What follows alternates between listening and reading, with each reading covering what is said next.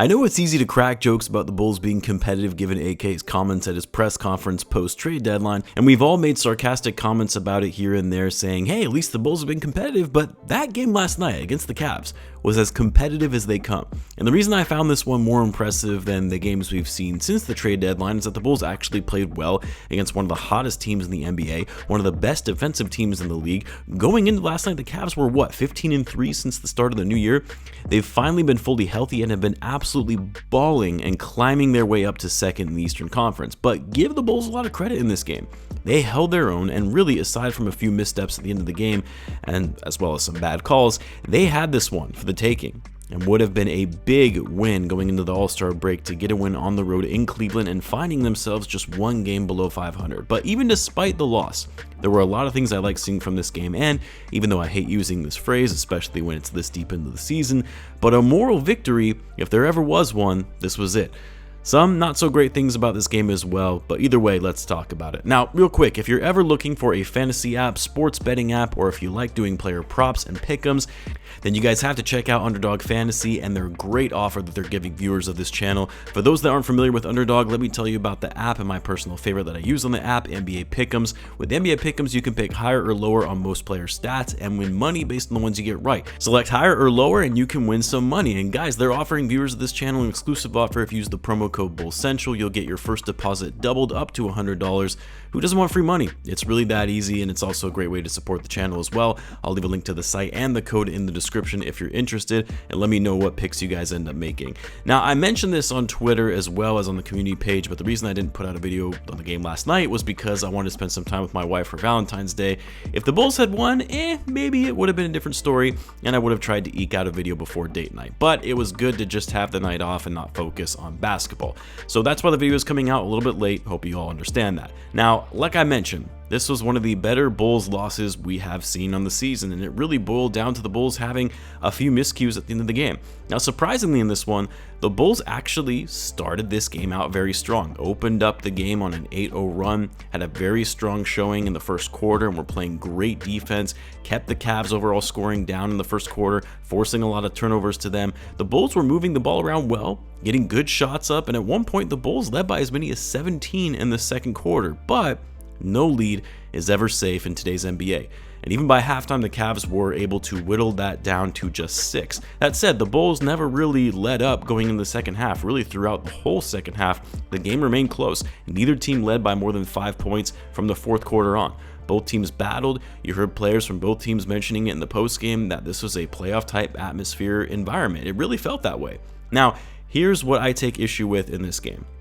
The officiating was not good, let's be clear on that. And I'm not normally one to complain about officiating, but in the second half, they really started letting the refs control the game. And I'll be honest, it was on both ends. The Bulls weren't getting calls initially when Drummond was getting hammered in the paint. Guys were getting hit on moving screens that weren't getting called. Billy got fed up with all the calls and ended up getting a tee himself, which was rare. And then on the flip side, there were some questionable calls down the stretch that went against the Cavs that probably shouldn't have, and they kind of felt like makeup calls. But honestly, the biggest call that I think turned the corner on this game at the very end with less than a minute to go, I believe it was about 43 seconds, was that call on Caruso on the inbound play where he was guarding Donovan Mitchell. In my view, that was just two guys battling for positioning on an inbound play, trying to get the ball. They were being physical, but not overtly physical. If anything, you could argue that Mitchell pushed off on Caruso to get free, and it should have been an offensive foul. We'll be curious to see what the last 2-minute report comes out with on that today, but in my view, it should have been a no call. At that time, the game was tied. Instead, the Cavs get a free throw and the ball. They hit the free throw, but then don't convert on the possession. So instead of it being a tie game, the Bulls are now down 1, which completely changes their approach on the offensive possession, since by the time they got the ball off the miss, they had about 30 seconds. In a tie game, they're likely going to run as much of the shot clock off to try and get a go-ahead basket and leave the Cavs with as little time as possible to either come back and try to tie it themselves, or if the Bulls miss it, little time for them to hit a game winner. Instead, the Bulls are rushing on the possession, and Coby White forces a turnover and being a little too quick and a bad pass to Vucevic. I saw a lot of people blaming Vuce for that turnover. While he probably still should have caught the ball, it was a bad pass by Coby. Even Coby acknowledged after the game that he was being a little too frantic and quick with the pass and wishes he could take it back. I actually appreciated that Coby took accountability, and the way he was reading the film on that play showed great awareness and maturity on his part, and also just overall growth and knowing what he's going to need to go through in terms of learning experiences and end-of-game moments. But anyway, with the Bulls turning the ball over, now the shot clock off, the Bulls are forced to foul, and the rest is really history from there. In terms of them being able to come back and just trying to hit a 3 to tie the game, which they almost got, by the way. I actually liked the look that Coby got. It was a tough shot, but it was a good look. It was the right shot coming off a screen. Cavs switched and had Evan Mobley on Coby, which was great D to make the shot more difficult, and he almost had it, just a little bit long. I had no problems with Coby taking that shot. In fact, I was happy Coby got to take the final shot in this game. I kept saying to myself, if they have DeMar DeRozan taking that final 3, when Coby has been very hot from downtown, I'm going to lose it.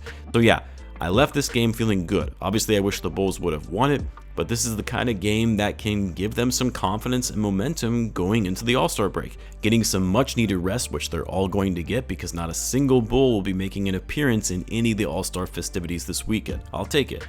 Also, can't say enough about Coby in this game because he was phenomenal. Amazing handles, was hitting really difficult and contested shots, 32 points on 17 shots, 11 for 17 from the floor, 5 for 8 from 3, 7 rebounds, 4 assists. I need to do a video on Coby and why he really is a top candidate for the Most Improved Player of the Year award. Solid game from DeMar as well, 24 points, 9 for 16, 6 assists, no turnovers. You obviously saw Billy Donovan going with the Twin Towers in this game, starting Drummond and Vucevic together, which was the right call with the big Cavs lineup and having Drummond in there to clean up the glass, which was key. 10 points and 15 rebounds for Drummond.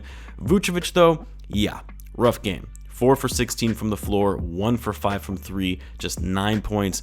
Had a really rough time operating in the paint against Mobley and Jared Allen, and was kind of embarrassing. They were just letting Vucevic shoot it wide open from 3. Didn't even care to guard him, and Vucevic was clanking it every time. He did have that 1 3 that he made, and he was actually somewhat contested on that 1 3. But yeah, after Vucevic had a solid last 5 games or so, not this night.